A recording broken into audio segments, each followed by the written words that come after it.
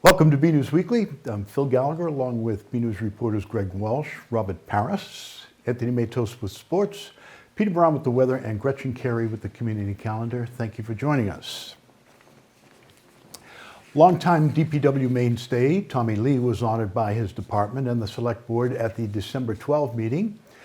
Lee, who has been with the department for 35 years, most recently as central maintenance superintendent, is retiring at the end of the month.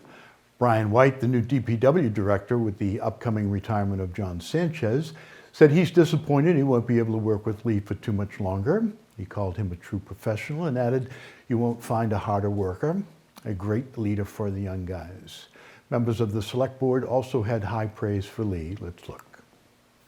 I'm always pleased to recognize our DPW employees.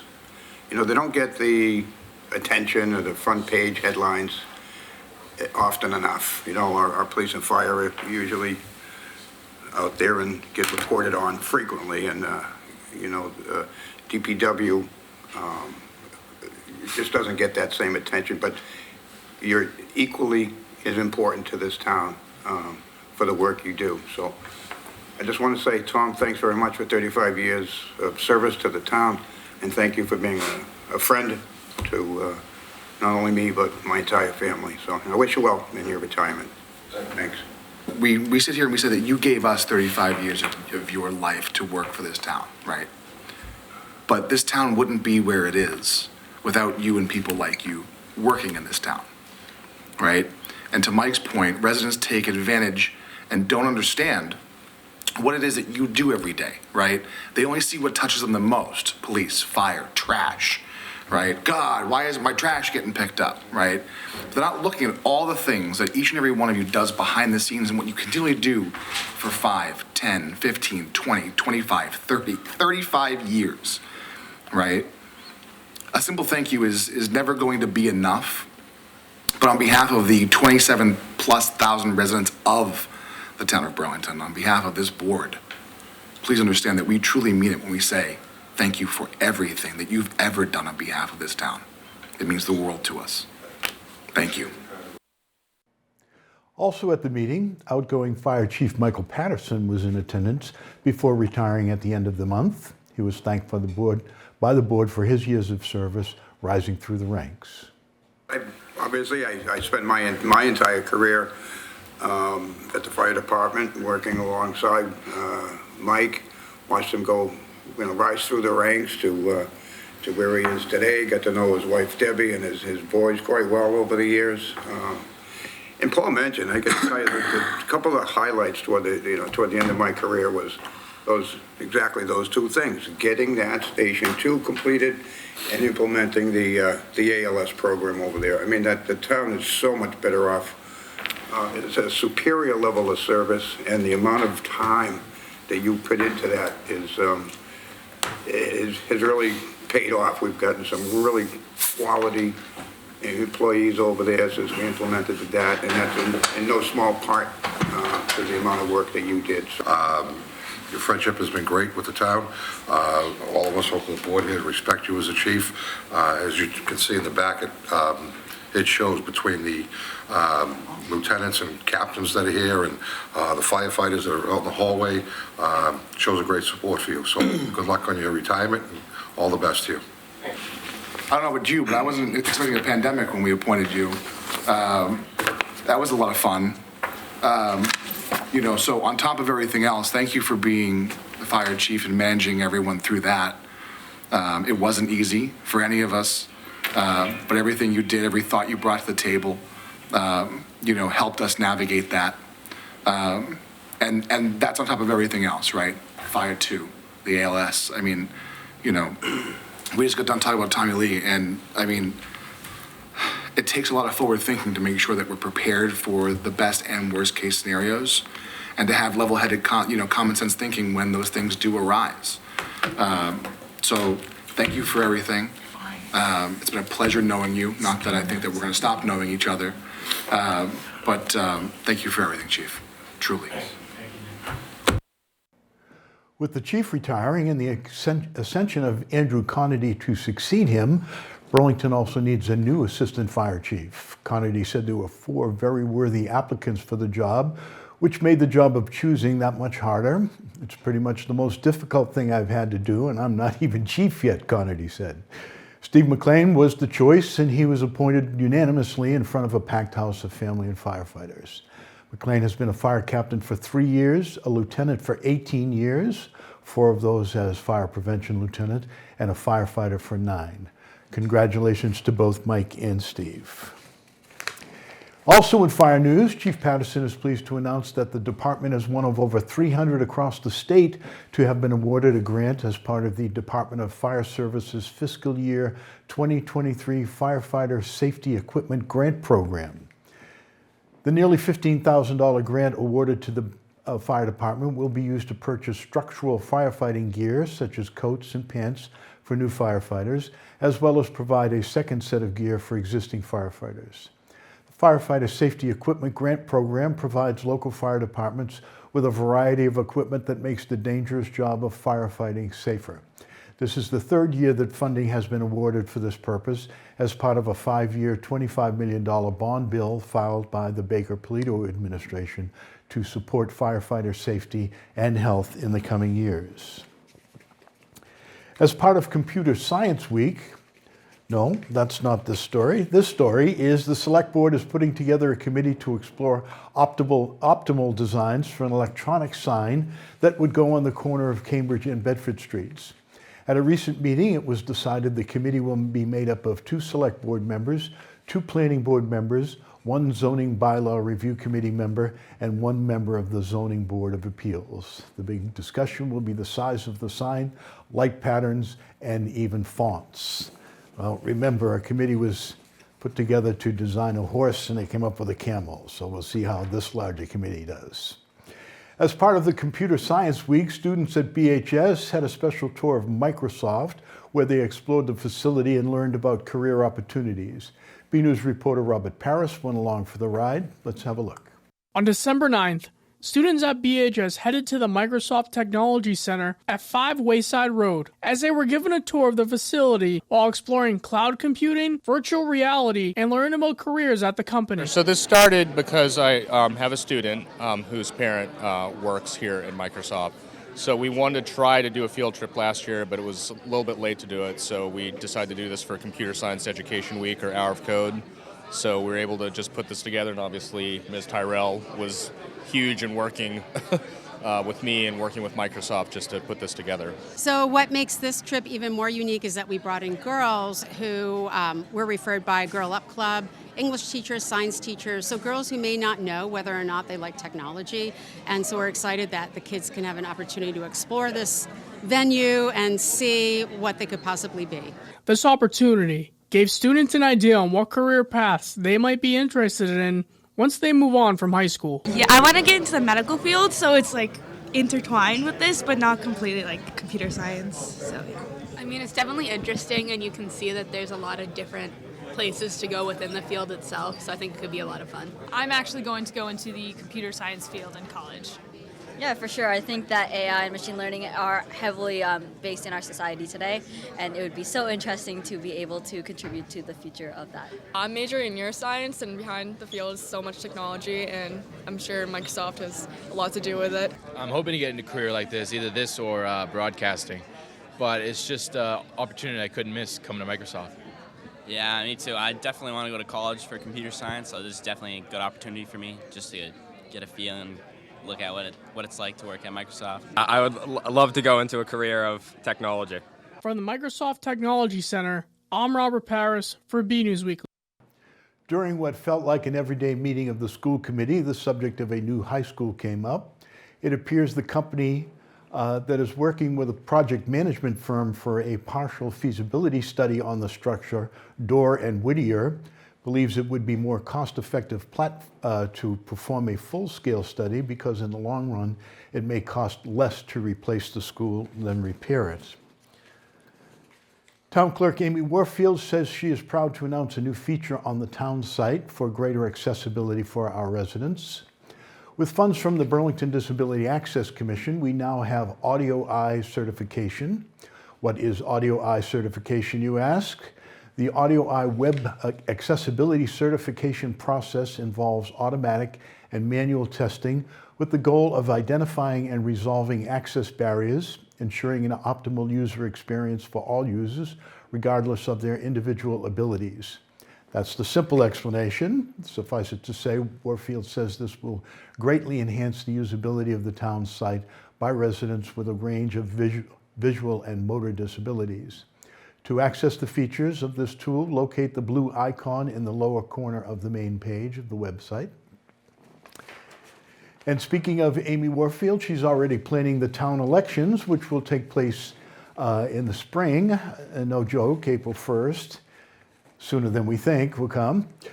Warfield spoke with BNews about the process one needs to take to become a candidate for a board seat and what it takes to become a town meeting member. A big hint, don't procrastinate. Papers will be out shortly. Warfield also talks about her lengthy career at Town Hall and why every election excites her. For more on the election process and Amy's job, visit the BCAT website. 4 Burlington businesses made it to the Boston Globe's top places to work list. 3 of the companies have actually been on the list before, including biopharmaceutical and life science company, and this is a long title of their company, EMD Serono Millipore Sigma EMD Electronics. I think they need to reduce that a little bit. Software company Progress and technology company Nuance Communications. Software company Veracode was new to that list, another Burlington company. After 2 years of not being able to celebrate properly due to the pandemic, the temple is now able to celebrate the Hanukkah season in person again. Greg Walsh visited the temple and has this report. Asher kidshanu b'mitzvotav v'tzivanu lahadlik ner shel Hanukkah. Rabbi Susan Abramson of Temple Shalom Ameth says in the grand scheme of things, Hanukkah is not a big Jewish holiday, but it's an important one to keep in their hearts and celebrate during the season. After a couple of years of social distancing due to the pandemic, things are slowly getting back to a more recognizable scene, including the hosting of the traditional Hanukkah party, temple services, and the daily lighting of the menorah. And we're inviting anybody who wants to join us. We'll have a little bit of refreshments, we'll light the candles, we'll sing the blessings. Rabbi Abramson says the holiday of Hanukkah is one of perseverance and the miracle of a jar of oil that burned for 8 days instead of 1 during the Jewish people's times of troubles, symbolizing the human spirit. The burning for 8 nights is symbolic of the fact that we have to have endurance and we have to persevere. This isn't just like a quick little one-day holiday or a quick little little ritual. It's something that lasts for over a week, and so we have to have the patience and we have to have the continuity of continually observing these principles and this faith and standing up for our rights as individuals, as Jews, as Americans, and our principles of freedom, of religion for everybody. This is Greg Walsh signing off from BNews. Several Burlington businesses are helping the Grinch grow his heart this holiday season. Children are invited to visit local stores, and if you see the Grinch poster, grab a piece of his heart. Once they've visited all the stores and collected all the pieces, and bring them back to the library to redeem a prize. For a list of businesses participating, again, visit the BCAT website. The Sculpture Park Committee is pleased to announce that local sculptor Joseph Ferguson has donated the sculptor Seraph to the town of Burlington for permanent display as an outdoor art exhibit. He wanted to bring the medium outside where his works could be appreciated in the sunlight. He moved to Boston in 1952 and eventually founded Ferguson Stained Glass in Weston in 1970. Ferguson continues to create artwork in the studio today at the age of 92. It really is a beautiful and creative piece. Seraph was installed in the Sculpture Park in the summer of 2022, and it was originally leased for 2 years with an option to purchase the piece in 2024 at a cost of $80,000. Seraph is made of aluminum, acrylic, and glass and stands 12 feet high. The acrylic and glass catch the sunlight and cast shadows on the ground below. Select Board member James Tigas said the Select Board is very pleased to accept this donation on behalf of the town. Mr. Ferguson work delights visitors of all ages, and we are very happy that it is now a permanent part of the Burlington Sculpture Park. The Select Board unanimously accepted the gift. Sunday is looking like a washout, and the rest of the week looks like we'll be heading into a bit of a deep freeze. Let's check in with BNEWS meteorologist Peter Brown, followed as always by the community calendar with Gretchen Carey. Well, hello everyone, this is Peter Brown with a look at your weather for the next 7 days. Here we are heading in towards the second half of December. I know it's hard to believe that the year is almost over, and we actually only have 1 week left really of fall to go here. The winter solstice is next Wednesday, the 21st of December at 4:48 p.m. So that is when winter officially begins here in the Burlington area. As we start our period on Friday, we're going to be seeing kind of a messy storm moving our way. Temperatures average for this time of the year in the low 40s, but we're going to get a pretty good dose of rain coming in here on Friday. A very, very cold rain, lots of winds, so a real raw, miserable day out there if you have to be out and about in the Burlington area. As we round out our period getting in towards next Thursday, again, our average highs at this time of the year should only be around 40, and we're probably going to be a few degrees cooler than that. So it looks like we're going to be struggling to make it out of the 30s for most of next week. But, of course, as you notice, we are almost to the first day of winter, which means the length of days will start to get longer next week. So as we go ahead, let's take a look what the Climate Prediction Center is calling for us here in the Burlington area in terms of temperatures and precipitation over the next 7 to 10 days. Again, looking at our temperature map, this is something we have not seen much of really over the past 6 months here. It looks like most of the continental United States is expecting big chances of below average temperatures. The only exception to this is going to be in far southern Florida. So really there's not too many places you can go to escape the cold. And looking at our precipitation chances here in the Burlington area, it looks like we're seeing the chances of above average precipitation. Now, take that in mind. Most of that's going to be coming in the form of rain starting out on Friday, going into the first part of our weekend. But if you are traveling just up into southern and central New Hampshire, they could have a pretty decent snowstorm up there. So keep that in mind if you are going to be traveling up that way in the next few days. Could see some heavy wet snow in the central New Hampshire and southern New Hampshire areas, and that could actually start to move its way down a little bit towards the Burlington area as we get into the first part of Saturday. So as we go ahead, let's take a look at those 7 days of weather coming up. And again, looks like the real problems in our next 7 days is going to be, unfortunately, this weekend as people are out there shopping for the holidays. So on Friday, if you have to be out there, again, keep those umbrellas handy. Maybe not keep those umbrellas handy, as we're going to be seeing lots of high winds, heavy rain, very chilly out there. And then as we get in towards Saturday, looks like we could see some of that rain transition over to some light snow, so some heavy wet snow with that. Doesn't look like it's going to amount to much here, but just keep that in mind. And then getting into Sunday morning, it's probably going to be pretty icy out there as we're going to be trying to clean up and dry up all of that rain and wet snow that fell on Friday and Saturday. So keep an eye out if you have to be out on Sunday. Looks like it's going to be a little bit dicey out there early in the morning. Thereafter, it looks like the sun's going to come out, though, going into the start of the next work week, and that's going to continue right on through the end of Thursday, with, again, our temperatures struggling to make it out of the 30s. So everyone, get out there, enjoy the weather, and have a great week.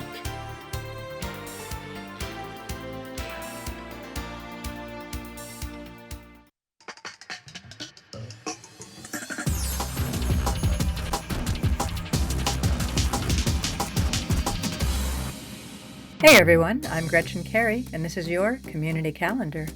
Through December 22nd, Demore Law, Elite Realty Experts, True North Coffee, and the Burlington Council on Aging will be having a Giving to Seniors in Need drive. For more information, call 617-293-1787. Through December 23rd, the Burlington Public Library is going to have a contest called Help Grow the Grinch's Heart for Children. For more information, go to burlingtonpubliclibrary.org. On December 29th at 9:30 a.m., the Made in Burlington store will be having a snowman bowl weaving class. Register, and for more information, go to the following website. I'm Gretchen Carey, and that was your Community Calendar. Well, it pains me to say it because it will delay the opening of golf season next year, but Burlington needs a heavy snow season, obviously to benefit the reservoir and if you want to be able to water your grass next year. Winter sports have begun and some Red Devil teams are off to a hot start, including the boys basketball team, which decidedly defeated Winchester in the season and home opener. Let's check in with the crew. Hey everyone, I'm Anthony Matos, and this is the Sports Report. Winter has returned to Burlington High School and we have some updates, so let's roll. The Red Devil basketball teams had a matchup against the Winchester High School. We were there at the boys' game and have these highlights. Red Devils in Winchester took the court as Burlington boys basketball returned. In the first quarter, the Devils scored 11 points, while their opponents scored 8, 11-8.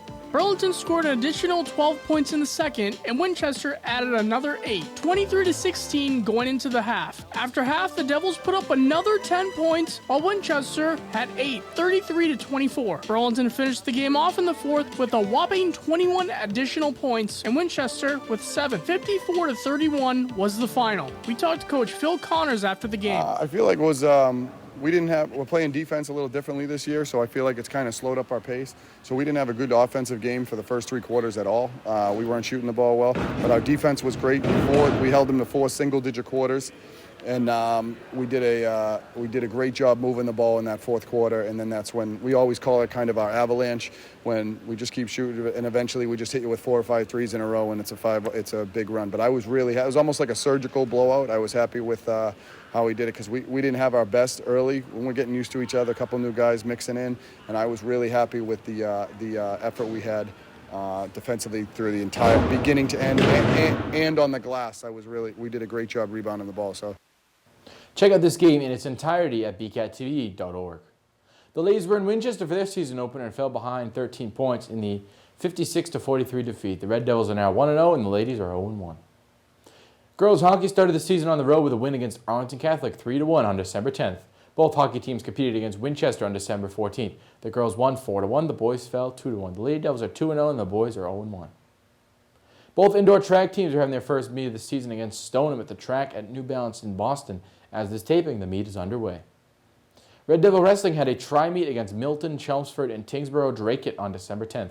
Burlington lost to all their opponents in the tri-meet against Milton, 46-36, Chelmsford 69-12, and Tingsboro Dracut 69-6. Then they had another home meet against Malden Catholic on the 14th, where they got the 48-18 win and are now 1-3.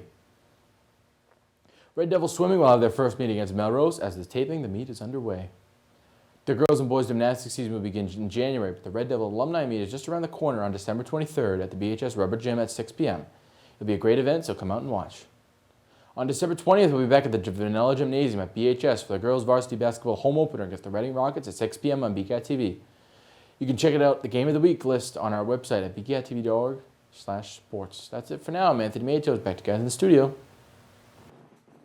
This week's photo of the week comes to us anonymously. Walking or driving by the football field, it's hard not to notice a tribute to the late Dottie Yaden, Burlington's favorite bus driver. Thank you, whoever you are, for your contribution. We'd like to see your photos. They could be of your summer activities, family and pets, the weather outside your front door, or anything else you'd like to share with us and the community. Email your photos to bcat@bcattv.org with the subject line Photo of the Week. And that's it from the news desk here at BNEWS Weekly. I'm Phil Gallagher, along with Greg Walsh, Robert Paris, Anthony Matos, Peter Brown, and Gretchen Carey. Thank you for joining us.